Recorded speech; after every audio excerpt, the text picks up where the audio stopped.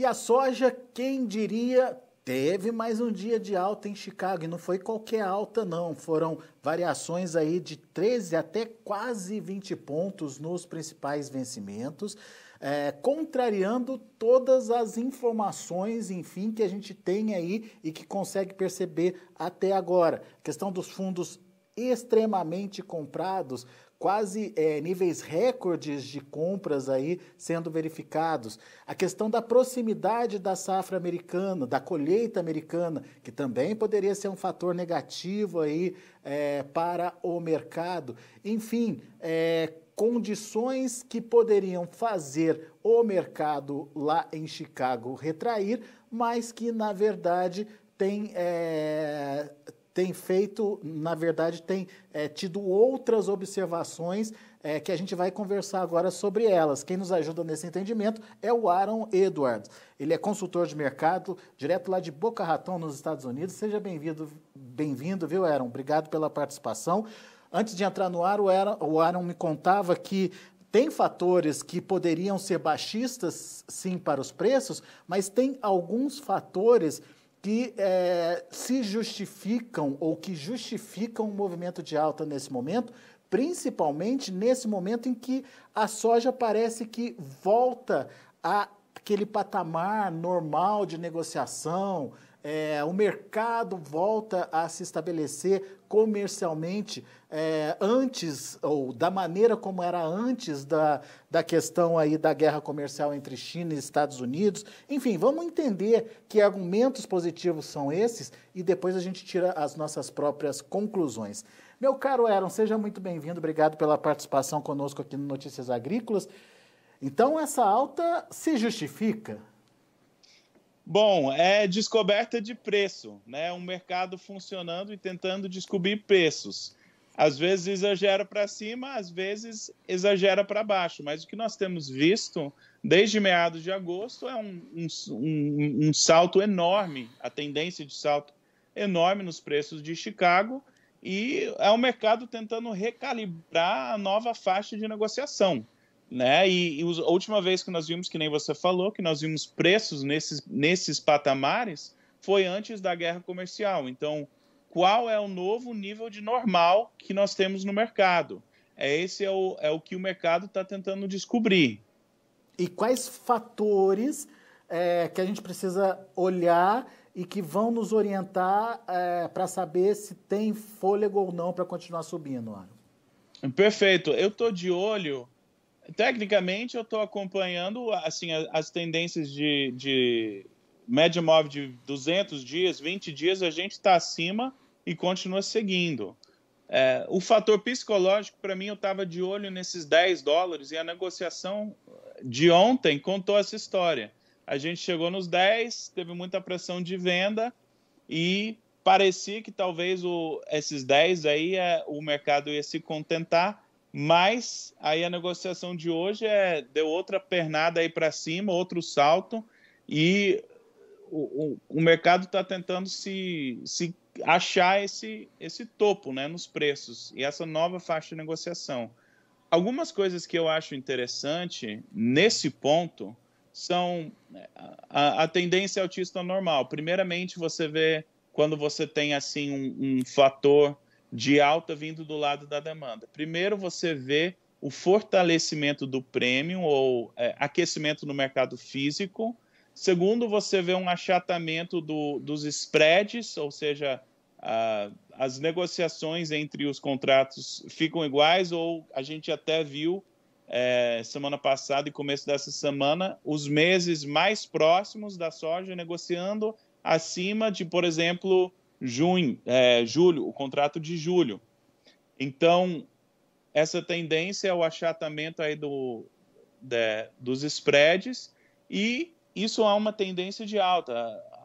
A questão natural é ver isso refletir nos preços. Isso sinaliza que tem comprador na área e que tem comprador forçando para realizar negócio. Pois é, pressão de compra. Porque a primeira coisa, eles oferecem o prêmio para o produtor. Se eles não estão conseguindo o volume que querem, eles tentam se proteger na bolsa, né, com os spreads. Se ainda não consegue, eles têm que comprar na bolsa. Mostra que a esse patamar de preço ainda tem comprador ativo. Então, qual é o novo patamar de negociação? Eu estava até olhando alguns gráficos, né? A gente viu ali antes da guerra comercial, você falou 10,50, né? Essa é a conversa. Será que a gente chega nos 10,50? Será que nós vamos bater na casa dos 11? Para mim, tá cedo para tomar esse diagnóstico. O que a gente sabe é que o mercado está se recalibrando, está procurando um norte, os fundos estão bem comprados. Alta não dura para sempre, mas a gente ainda está com todos os sintomas assim de pressão de compra ainda, mesmo nesses patamares de preços, né? Passamos os 10 e segue. Pois é, e mesmo com essa pressão de compra, com essa oferta maior dos compradores pela soja, mesmo assim o produtor americano segue meio que retraído. O comportamento de vendas dos produtores americanos, e isso é normal, que nem você até falou, nós já mencionamos isso anterior. Quando você tem os ganhos de preço, você vende, né? Caramba, aumentou o preço, eu vou vender. Aí continua subindo, aí tem um momento, quando você vende, aí no próximo dia sobe mais, aí você vende mais, aí sobe, aí vende, aí tem momento que não quer mais vender, ou porque já vendeu, ou porque quer ver onde que vai chegar. Então, já teve uma onda de vendas e mesmo assim não parou a alta dos preços. Agora tem muito produtor que já vendeu tudo que ia entregar na safra, agora está tentando escolher se vende um pouquinho mais do que está armazenado, que vai armazenar na safra, se já vende ou se vai ainda armazenar. Então, nós temos visto pouca oferta, digamos assim, dos produtores nesses saltos recentes. Estão esperando para ver onde vai chegar antes de tomar mais decisões, né? Muito bem. Daí você citou aí, aquecimento nos prêmios. Como é que estão os prêmios hoje aí nos Estados Unidos, Aaron? Tem duas histórias. Os prêmios estão fortes. Agora é importante contar um pouquinho dessa história. No caso da soja, o prêmio está forte praticamente em todo o país. E isso a gente tem visto, o salto no preço da soja tem sido maior do que no preço do milho, nesses ganhos. Na área afetada ali pelas tempestades que a gente até comentou, Iowa e Illinois e tudo isso, aí você tem os compradores, usina de etanol, esmagadora de soja, nessas regiões, elas vão ter menos grãos à disposição, então estão tendo que ofertar prêmios maiores para conseguir trazer grãos para atender essa carência de volume de produção. Então, no oeste do cinturão do milho, nós temos prêmios aquecidos em função dessa carência regional. Mas em todo o país, especialmente na soja, os prêmios estão fortes e continuam fortes.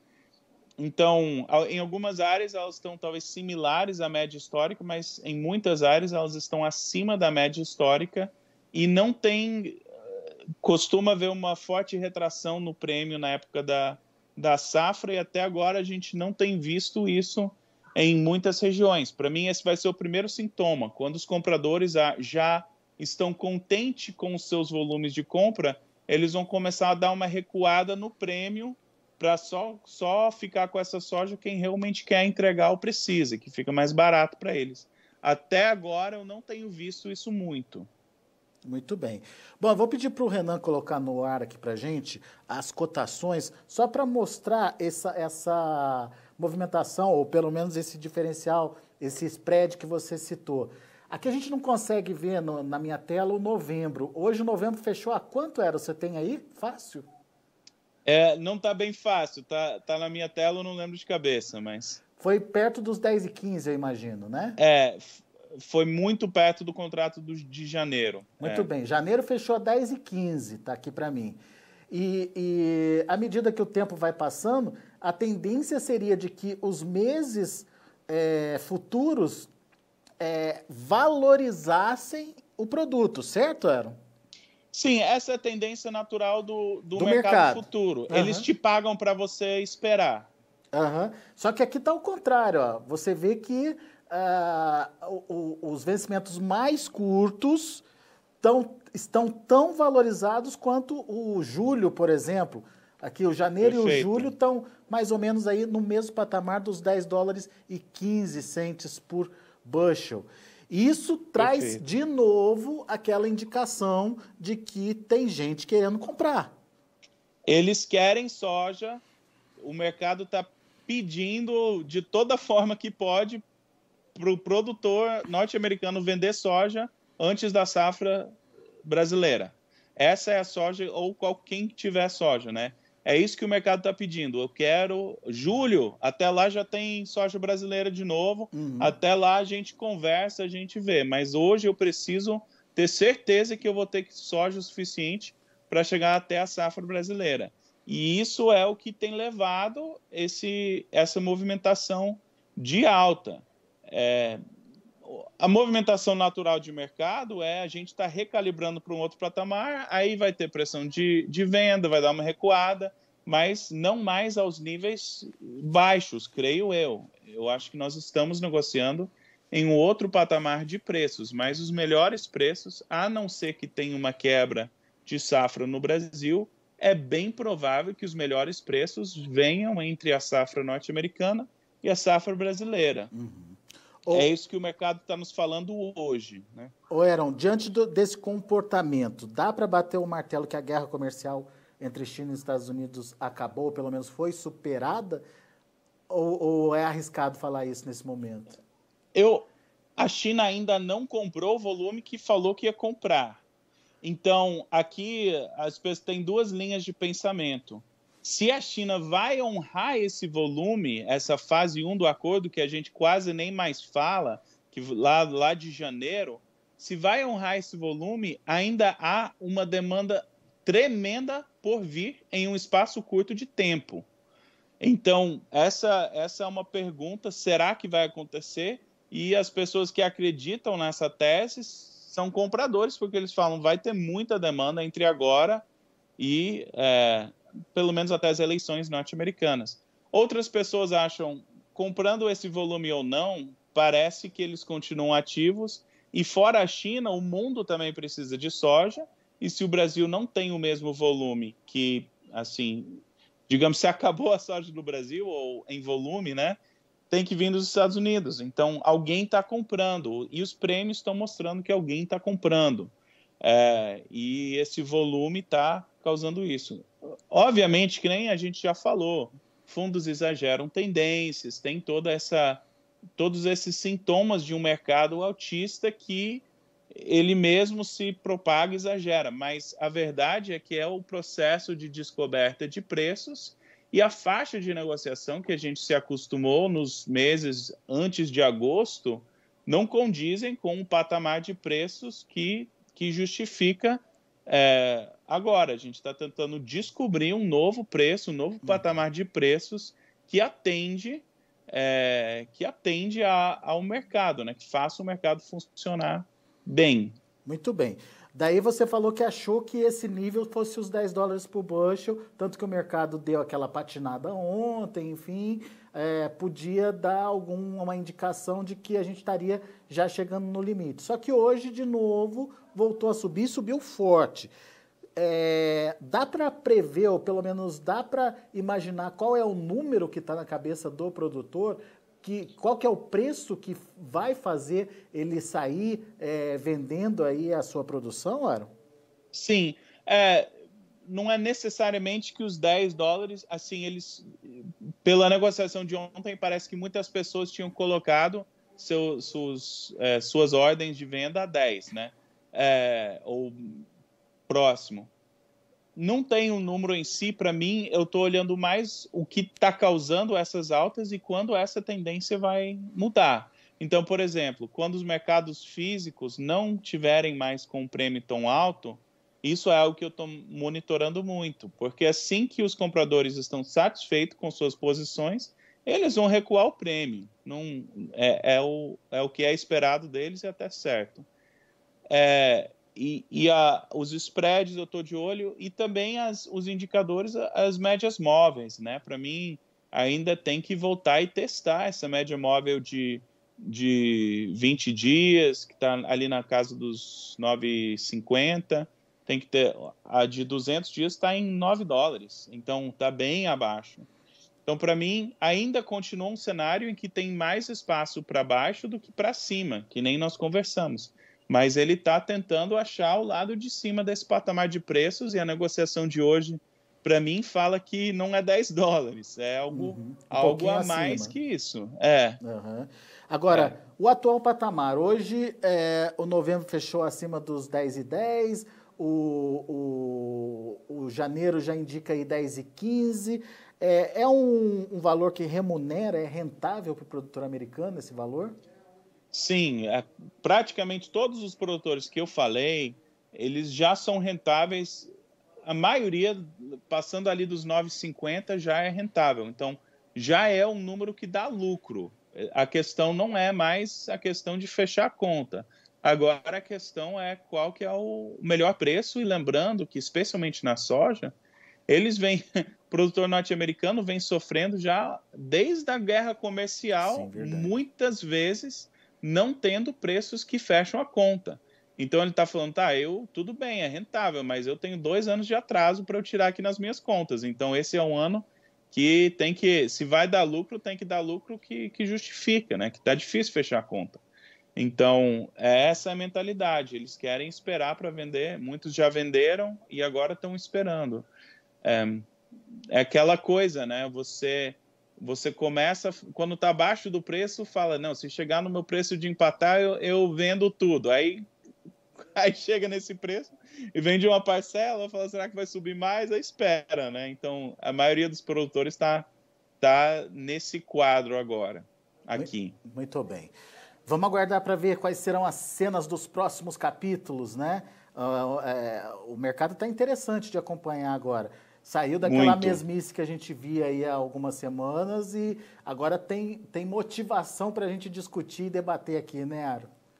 Perfeito, perfeito. E eu acho que vai continuar. Sempre tem coisa para comentar no mercado, mas eu acho que o rumo dos preços que nós vamos ver vai depender muito dos próximos 3 meses. Tem muito produtor, 3, 4 meses, assim, o que o produtor brasileiro vai fazer vai afetar os preços aí para essa safra, para esse ano e até para o futuro. Quando nós vimos muitos produtores estavam negociando ano passado, por volta desse período, e já essa pressão de venda do produtor brasileiro tanto manteve os preços baixos, quanto está possibilitando esses ganhos agora. Sim. Então, vai ser interessante ver como o produtor brasileiro vai interagir com esses preços atuais. Se vender muito, nós vai ter pressão de venda e, assim, fazendo trocas e tal, até para o ano que vem, né? Que tem os que já estão fechando o pacote. Então, vai ser interessante acompanhar também esse comportamento. E o clima no Brasil, para mim, esse é o mês, a partir de agora, o clima no Brasil já começa a impactar o mercado. Primeiro, em setembro ainda está sussurrando, não fala muito, mas já impacta, né? A partir de outubro está todo mundo de olho no Brasil. Uhum. E as consultorias aqui no Brasil já trazem números de vendas antecipadas aí importantes já. Tem gente falando de 45% até 50%, e no caso do Mato Grosso, o IMEA fala de quase 70% já negociado para a safra do ano que vem. Ou seja, a comercialização também já está bastante avançada por aqui, né? Sim, sim. E não dá para vender tudo, né? Porque até não tiver safra, não dá para vender tudo. Tem o risco do clima, né? Então, quando já está num patamar elevado de negociação, chega uma hora que não é mais seguro vender tudo, né? Uhum. Assim, dependendo da condição de cada um, né? E daí o grande fornecedor, como você bem colocou aí, é os Estados Unidos. Nesse momento, e é isso que a gente está precificando agora, né? Nesses ganhos. O que é interessante é que nesse patamar de preço continua com pressão de venda. Isso é o resumo, assim, que chegou nos $10 e ainda tem pressão de compra, né? A negociação de hoje, que é interessante, é essa. Até quando vai continuar? Quando que o comprador vai falar, para aí que tá caro, né? Uhum. A gente não viu isso ainda, vai ver logo, mas quando e qual preço, né? Boa. Meu caro Aaron, muito obrigado, viu, pela sua participação aqui com a gente no Notícias Agrícolas mais uma vez. Volte sempre. Disponha. Grande abraço para você, até a próxima. Abraço. Tá aí, Aaron Edward, consultor de mercado lá nos Estados Unidos, analisando um pouquinho desse impacto positivo nos preços da soja, principalmente uma evolução, portanto, buscando um novo patamar acima dos $10 por bushel, 10,10, 10,15, as negociações de hoje lá nos principais vencimentos da Bolsa de Chicago. Vamos aos preços, vamos ver como encerraram as negociações. De olho na tela, a gente tem aí o janeiro, a $10,15 por bushel, só confirmando, o novembro fechou com alta também aí e encerrou a 10,11. A gente não tem o novembro na tela, mas encerrou a $10,11 por bushel. Janeiro, $10,15 por bushel, 19,5 de alta. O maio, $10,14 por bushel, 16 pontos mais 25 de alta. O julho, $10,15 por bushel, 15,50 de alta. E o agosto, $10,09 por bushel, 13,50 de alta. São os números positivos da soja. Vamos ver o milho. Para dezembro, $3,71, alta de 5 pontos mais 75. Para março, $3,81, alta de 5 pontos mais 25. Maio, $3,86 por bushel, 5 de alta. Julho, $3,89 por bushel, 4,75 de alta. A gente tem também o trigo. Vamos lá no trigo. Dezembro, $5,42 por bushel, 3,75 de alta. Março, $5,50 por bushel, 3,5 de alta. Maio, 5,56, 3,5 de elevação. E o julho, $5,55 por bushel, alta de 4 pontos. São os números de hoje do mercado de grãos lá na Bolsa de Chicago. A gente fica por aqui. Agradeço muito sua atenção e audiência.